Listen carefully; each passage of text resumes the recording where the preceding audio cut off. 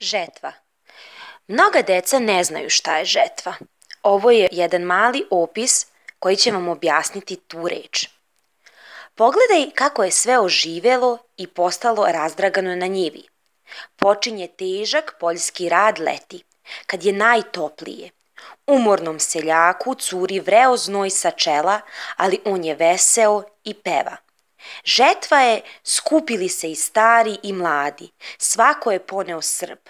Devojke i momci žanju zrelu pšenicu i pevaju lepe narodne pesme.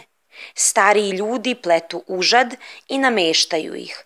Kad se na uže nabaci dosta rukoveti, onda se veže snop. Deca kupe vlati.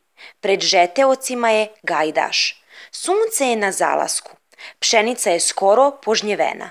Ostao je samo jedan kraj njive na koji je navalila mladež.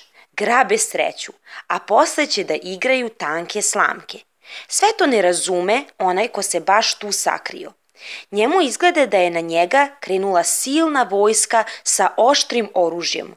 O, ne boj se, bar ti si junak koji ume da pobegne. I gle, 1-2 skoči zec i pobeže između žetelaca.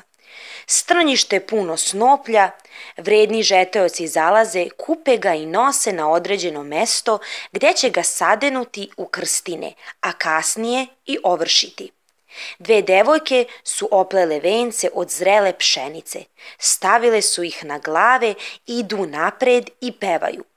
Za njima idu svi žeteoci. Odoše putem domaćinovoj kući.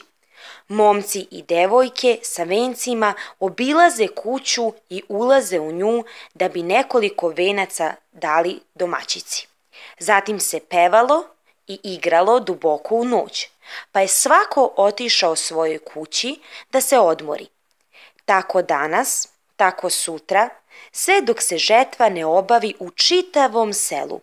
O, srećni ljudi, blago vama kad vas je Bog blagoslovio. Poslovice. U ratara crne ruke, al bela pogača. Ralo i motika svet hrani.